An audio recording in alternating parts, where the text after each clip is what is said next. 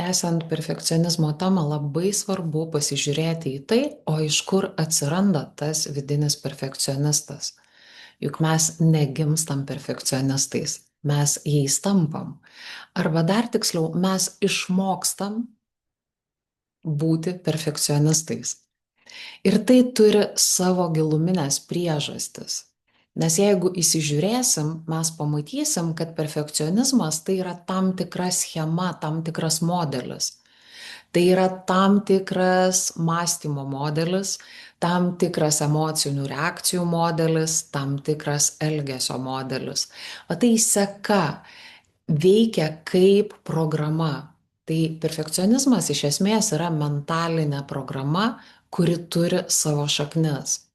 Ir apie tai šiandien trumpai noriu su jumis pasidalinti. Sveiki, su jumis Ilona Tamošiūnienė, esu coachingo profesionalė, lektorė, konsultantė, projekto Drąsa gyventi autorė. Ir perfekcionizmo tema man yra pažįstama labai labai artimai, nes daug metų teko skirti šiam klausimui, visų pirma, darbe su savimi ir žinoma, dirbant su kitomis moterimis ir padedant joms susitvarkyti su šiuo klausimu. Nes kaip dalinausi ankstesnėme įraše, perfekcionizmas gali labai apsunkinti gyvenimą. Todėl, jeigu yra tema aktuali, tikrai verta pasigilinti į tai, o iš kur tai atsirado. Nes kai mes matom, iš kur tai atsirado, kaip tai veikia dabartiniam momente, mes galim iš to išeiti. Nes pakeisti mes galime tik tai, ką labai aiškiai matom ir suvokiam. Todėl toliau apie tai, kaip randasi tas vidinis perfekcionistas. Ir aš kalbu apie vidinį perfekcionistą ne veltui, nes tai yra tik mūsų dalis. Tai nėra visas aš. Tai yra dalis. Ir tas vidinis perfekcionistas, jisai pas vienus žmonės, jisai bus stipresnis, pas kitus silpnesnis, o kai kas apskritai jo nepažinos. Ir tai yra labai svarbu suvokti, nes dažnai mes susitapatinam. Ne, vat žmonės sako, aš tai esu perfekcionistas 100%. Bet ar 100% įmanoma būti perfekcionistu? Greičiausiai įmanoma, aš nepažįstu tokio žmogaus, nes yra kažkokios gyvenimo sritis, kažkokie gyvenimo aspektai, kuriuose perfekcionistas nepasireiškia. Ir tai labai įdomu pastebėti tą susitapatinimo momentą. Ir pasižiūrėti į tai kaip į savo dalį, į savo psichikos dalį, į savo asmenybės dalį. Tai yra tik dalis.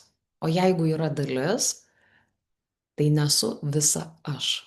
Ne? Ir yra kažkas, kas gali susitvarkyti su tuo vidiniu perfekcionistu, jeigu jisai per stipriai reiškiasi ir per daug kenkia gyvenime. Į vidinį perfekcionistą mes galim pasižiūrėti kaip į psichikos struktūrą, kuri susiformavo kažkada praeityje. Taip, mes kalbėsim apie vaikystės laikotarpį, nes baziniai dalykai tenai ir formuojasi. Tai yra struktūra, kuri susiformavo vienoje ar kitoje situacijoje, nemalonioje situacijoje, kurioje buvo kažkokie sudėtingi išgyvenimai. Ir toliau ta psichikos dalis arba tas vidinis perfekcionistas, jisai atlieka iš tiesų gerą darbą, gerą iš tos dalies pozicijos. Vidinis perfekcionistas, jisai nėra blogas, jisai nespecialiai mums kenkia, jisai saugo mus, nuo galimų nemalonių išgyvenimų, nuo tų išgyvenimų, kurie buvo patirti kažkada. Bet jeigu įsivaizduosim, yra psichikos struktūra, kuri įstrigo vienoje ar kitoje praeities situacijoje ir toliau ten gyvena. Ir verčia mus elgtis remiantis tą informaciją, kurią gavo toje situacijoje. Vyko kažkas, kas buvo nemalonu, kas buvo skausminga ir toliau reikia nuo to apsisaugoti. Ir vidinis perfekcionistas tiesiog mus saugo. Ir tai svarbu, mano suvokimu tai yra svarbu, nes labai dažnai mes savo kažkokius pasireiškimus vadinam blogais, ane, tarytum to neturėtų būti. Tai yra negerai. Ir kai tik mes tai pavadinam blogu, kai mes tik bandom kažkuo atsikratyti, mes paskelbiam kovą savo perfekcionistui ar kitai mūsų psichikos struktūrai, mes prarandam galimybę iš to mokytis ir tai pakeisti. Nu, tiesiog taip yra. Ir todėl į savo vidinį perfekcionistą, kad ir kaip jisai sunkintų gyvenimą, verta pamėginti pasižiūrėti truputėlį draugiškiau, kaip į savo dalį, kuri mane saugo, kuri mane saugo. Vat jeigu apibendrinant vienu žodžiu, jinai saugo mane nuo skausmo, nuo kažkokio emocinio skausmo. Ačiū jai, bet jeigu jinai man per daug trukdo, toliau verta pasižiūrėti, o iš kur jinai atsirado, kokios šaknys, nes perfekcionizmas tai yra pasekmė, tai nėra priežastis. Nes ir va šitoj vietoj taip pat verta atpainioti, nes labai labai dažnai žmonės sako, kad vat, mano kažkokių nesėkmių priežastis yra perfekcionizmas, mano atidėliojimo priežastis yra perfekcionizmas. Vat atidėliojimas, vengimas kažkokių dalykų, tas užsikasimas detalėse, tai yra pasireiškimas perfekcionisto. Bet jisai taip reiškiasi, bet tai nėra priežastis pasekmė. Pasekmė, elgesio priežastis yra tas modelis, ne ta mentalinė programa, kuri susiformavo. O giliau yra giluminės priežastis, yra šaknys, iš kurių ir auga perfekcionizmas. Ir apie ką yra šita istorija? Iš esmės, perfekcionizmas tai yra pažeista savivertė. Bet giliau mes matysim pažeistą savivertę. Ir vėl, kol kas nelabai aišku, pažeista savivertė ir ką tada su tuo daryti, kaip tą savivertę sulopyti ir sutaisyti, kad nemaitintų perfekcionizmo. Ir šitoj vietoje mes išskaidom į tokius aiškesnius momentus, dėl kurių ir atsirado perfekcionizmas. Ir pirmas momentas labai svarbus, perfekcionizmas tai yra reakcija į įsišaknyjusi, į labai giliai įsišaknyjusi nepakankamumo jausmą. Tai yra savęs išgyvenimas, tarytum su manim būtų kažkas ne taip. Aš turėčiau kažkokį broką, aš turiu kažkokį defektą, aš nesu pakankamai, nežinau, protinga, talentinga, pakankamai gabi, pakankamai mokanti ir taip toliau. Vat toks giluminis ir labai dažnai neįsisąmonintas savęs suvokimas. Identiteto lygmenyje aš jaučiuosi kaip, vat manęs yra kažkoks trūkumas. Aš nesu pilna, aš nesu pakankama. Manęs, vat yra kažkoks įtrūkimas, kažkoks brokas, kažkoks defektas. Su manim kažkas yra blogai. Ir iš kur tai atsiranda? Kaip mes sužinom, kad su mumis kažkas blogai? Arba kad mūsų nepakanka? Vat kaip mes sužinom? Ir tų priežasčių, tokių tikslesnių, yra nemažai, bet aš šiandien noriu paliesti tokias tris labai dažnas ir bene pagrindinės. Be abejo, jos yra iš vaikystės, bet čia labai labai svarbus momentas, aš jį visada kartoju. Mes į vaikystę žiūrim ne tam, kad rastumėm kaltininką ir kad apkaltintumėm kažką ir pasakytumėm, va, čia per juos su manim taip nutiko. Ne, mes šito nedarom, nes tai yra visiškai beprasmiškas užsiėmimas. Mums svarbu pamatyti, kad autorystė, va to ne, mano vidinio nepakankamumo jausmo autorystė priklauso ne man. Aš tai pasiėmiau kaip kažkieno padovanotą dovaną. Na, dovana tokia šiaip savo galbūt, bet iš kitos pusės kažkuo ir padėjo, nes nėra tokio reiškinio, kuris tik kenkia. Bet perfekcionizmas, jisai turi savo tą dalį, kuri mums trukdo, kuri apsunkina gyvenimą, bet yra ir aspektų, kuriuose mums perfekcionizmas padėjo. Tad tai nėra vien blogis, bet mes be abejo sutelkiam dėmesį kol kas į tai, o kas, kaip jisai mums trukdo gyventi, ne? Tai va, mes pamatom, labai svarbu pamatyti, kad viso to autorius buvo originali autorystė, priklauso ne man. Aš tai pasiėmiau. O tai reiškia ką? Kad tai esu ne aš.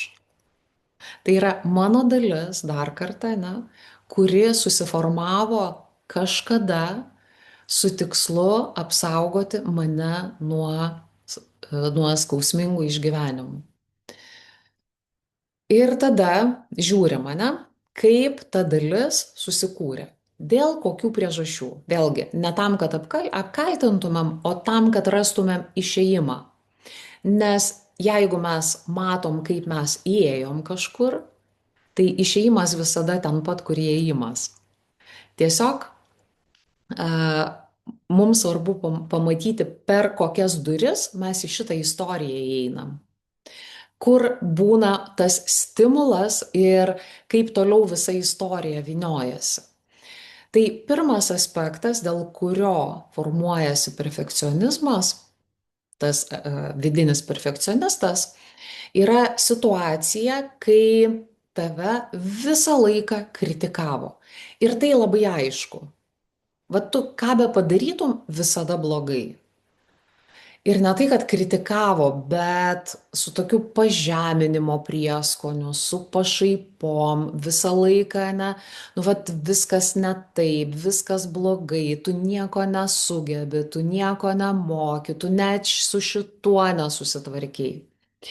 Ir vat toks modelis, jisai labai akivaizdus. Jeigu taip buvo, greičiausiai aš labai jautriai dabar labai jautriai reaguosiu į kritiką, labai jautriai reaguosiu į pastabas, bet koks žodis mane užkabins vidų, ane, ir iš karto sukils daug išgyvenimų.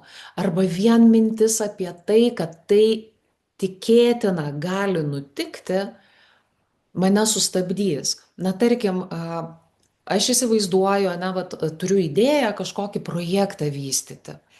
Ir įsivaizduoju, kad man reikės jį kažkur pristatinėti ar apie jį viešai kalbėti, vat kažkur pasirodyti.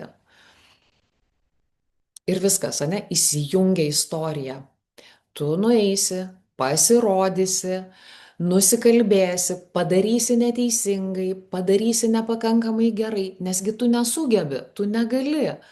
Tu kas esi? Ane, nevykėlė, dar kažkokia vėlgi tapatybės lygmenį, kažkoks sulipimas yra.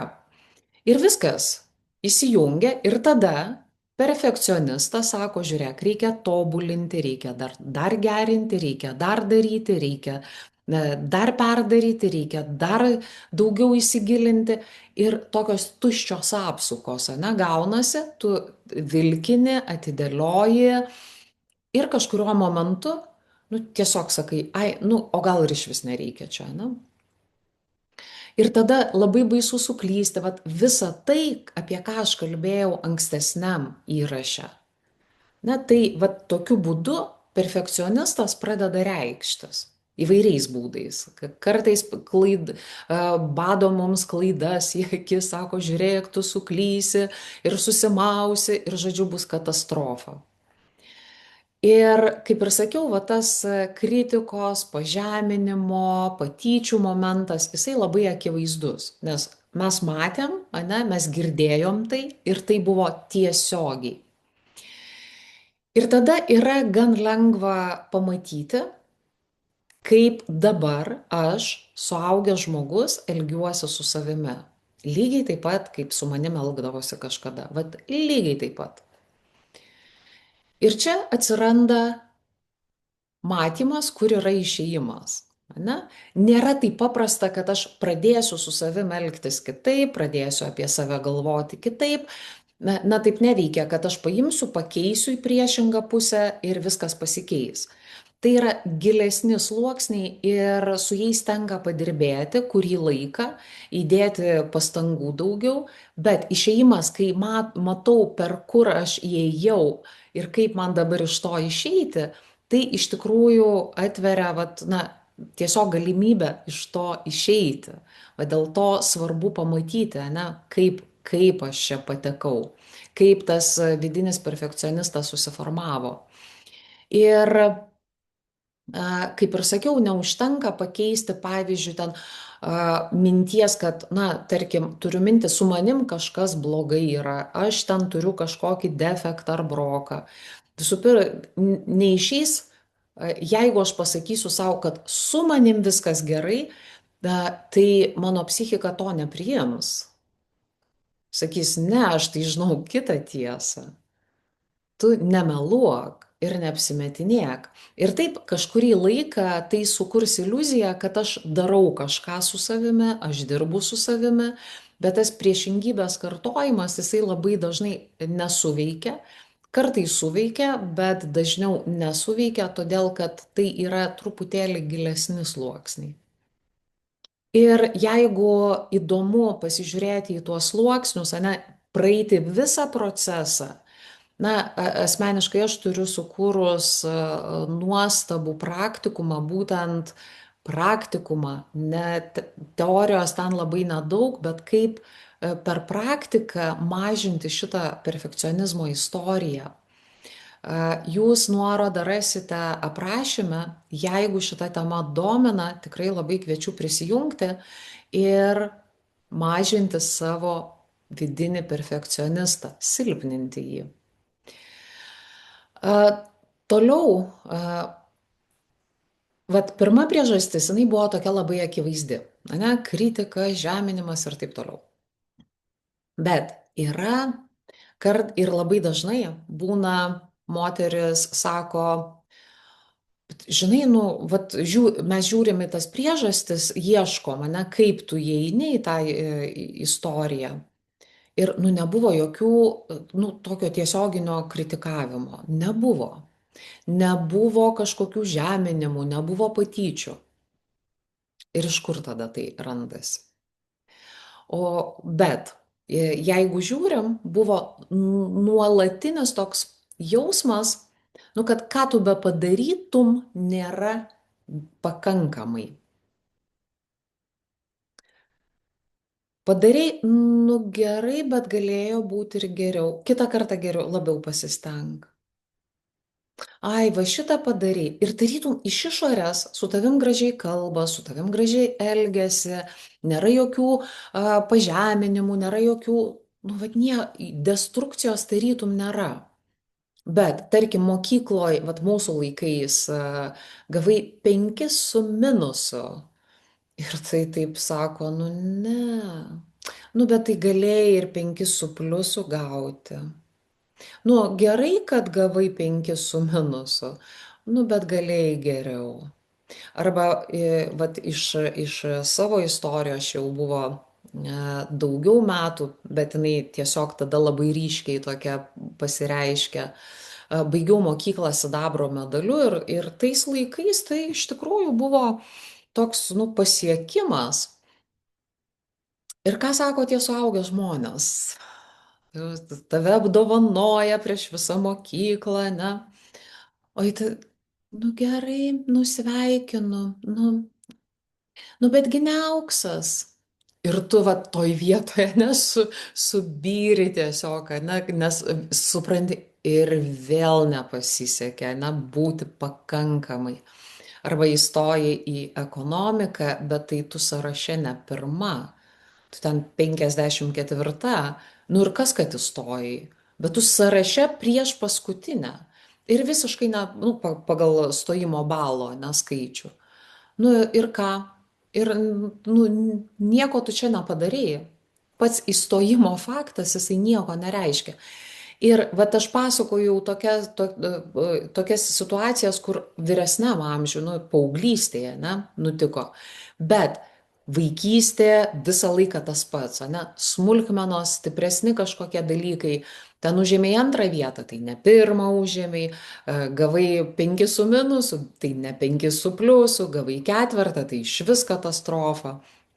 Ir tavęs niekas nežemina, niekas nesityčioja, bet tu supranti, kad su tavim kažkas ne taip, kad tavęs nepakanka. Ir ką tada reikia daryti? Reikia stengtis dar geriau, dar kruopščiau, dar atidžiau. Nu, va tas perfekcionizmas, ne, į detalės, ten gražini. Ir ko tikiesi, kad vieną dieną pajausi tą pakankamumo jausmą, kad su tavim viskas gerai.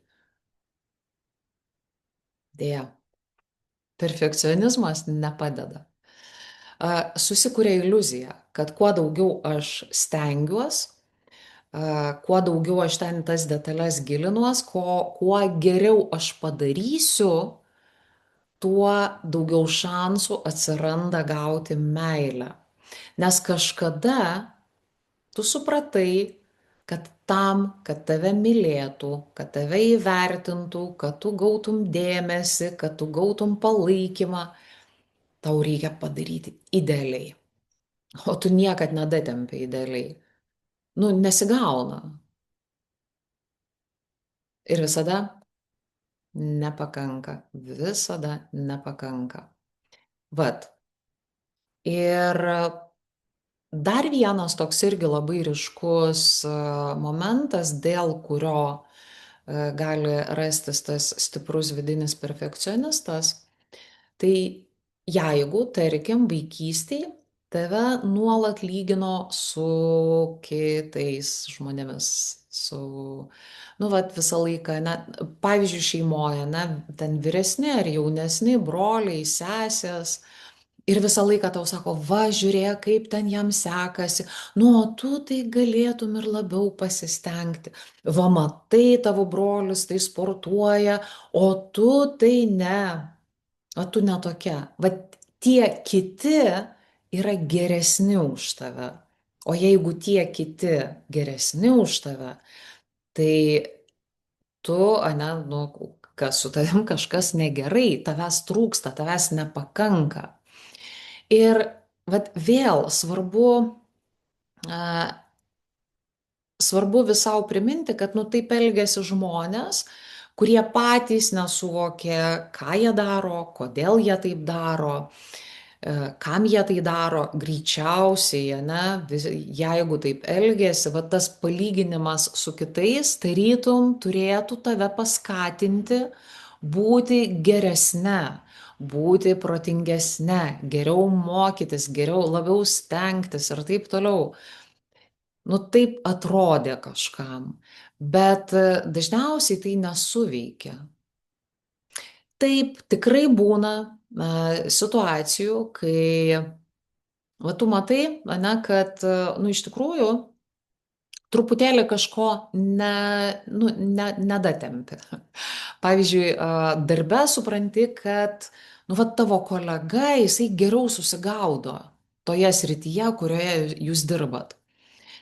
Ir vietoj to, kad tu kristum į išgyvenimus, kaip su manim čia viskas blogai, aš ten nepakankama, aš nieko nesugebu, aš nieko nemoku, tiesiog imi ir pradedi mokytis. Bet jeigu stiprus vidinis perfekcionistas, jisai neleidžia net mokytis. Jisai verčia tave užsikasti detalėse ir sukuria iliuziją, kad tu užsijimi kažkuo. O iš tikrųjų, jeigu kažko nemoki, tai vienintelis kelias mokytis, jeigu kažko nežinai, vienintelis kelias sužinoti, jeigu kažkur neturi patirties, tai vienintelis kelias gauti tą patirtį yra eiti į tą patirtį. Ir logiškai viskas skamba aiškiai ir suprantamai. Ir jeigu, tarkim, žmogus neturi tos problemos, neturi stipraus vidinio perfekcionisto, kurio šaknis yra iš to vat, nepakankamumo jausmo, tai žmogus gali nesuprasti, tai kas su tavim negerai, ko tu čia, tai nemoki kažko, tai ko tu čia nervinės, eik ir mokykis. Arba ko tu bijai suklysti. Tai padarysi klaidą, nu ir kas, ir nieko neatsitiks. Bet jeigu tu turi šitas istorijas, tai, nu, taip netrodo. Tuo momentu, kai baisus padaryti klaidą, tai iš tikrųjų baisu padaryti klaidą. Ir tai yra kaip tavo realybė. Tu neprisigalvoji, neprisifantazuoji, bet iš vidaus eina va tokia realybė, tokia istorija. Ir tada galima, ne, kai mes pradedam matyti, iš kur tai ateina, tada yra daug lengviau iš to išsilaisvinti. Ir kaip ir sakiau, kartais savarankiškai nėra labai paprasta tai padaryti. Iš tikrųjų, verta kreiptis pagalbos. Tai gali būti kursas, tai gali būti programa kažkokia, ne, tai gali būti individualus darbas, tai gali būti atskiros sesijos, bet dažnai reikia žmogaus, kuris iš šalies žiūri ir kuris neįkrenta į tavo istorijas. Nes kai tu esi va to istorijoje, ne, jeigu va atsitraukėt ir žiūrit, tai, nu, kai kurie momentai jūs suprantat, kad, nu, tame nėra, nu, ką aš ten dariau. Nu, vad kam reikėjo čia dabar 5 valandas kastis tose detalėse. Bet kai jūs kasatės, tai taip netrodo. Tuo metu atrodo viskas taip ir turi būti. Aš darau geriausią dalyką, kokį tik moku padaryti. Ir tik iš šalies pradeda matytis. Ir dėl to pačiam žmogui vat, atsitraukti ir pamatyti save iš šalies ir pamatyti, kaip yra iš tikrųjų, ne visada yra lengva. Ir aš nesakau, kad būtinai pas mane ateikit, yra daug nuostabių specialistų, bet jeigu jaučiat, kad aš jums tinku, tai pamėginkit nuo praktikumo. Laimė būti netobulai labai geras startas, būtent dirbant su perfekcionizmu, jį mažinant savo gyvenime ir energiją nukreipiant ne į tą vat, įsisukimą detalėse, ne į klaidų baimę, ne į kaltinimus savęs, o energiją nukreipiant į tai, ką aš noriu nuveikti, ką aš noriu padaryti. Ir mano suvokimu tai yra labai labai svarbu. Kaip ir sakiau, rasite nuorodą aprašymą ir galite pamėginti. Tai va, tai apibendrinant, patys svarbiausi aspektai. Vidinis perfekcionistas yra tik mano dalis. O jeigu tai yra mano dalis, vadinasi, yra dalis, kuri gali susitvarkyti su ta dalim. Man tik reikia kontaktą užmėgsti ir su viena, ir su kita. Ir tai nesu visa aš. Antras aspektas. Perfekcionizmas nėra totalus blogis. Mūsų vidinis perfekcionistas mus saugo nuo skausmo, nuo kažkokių nemalonių išgyvenimų. Ačiū jam. Trečias aspektas. Per kokią istoriją aš įeinu vat, į šitą modelį. Kokie variantai?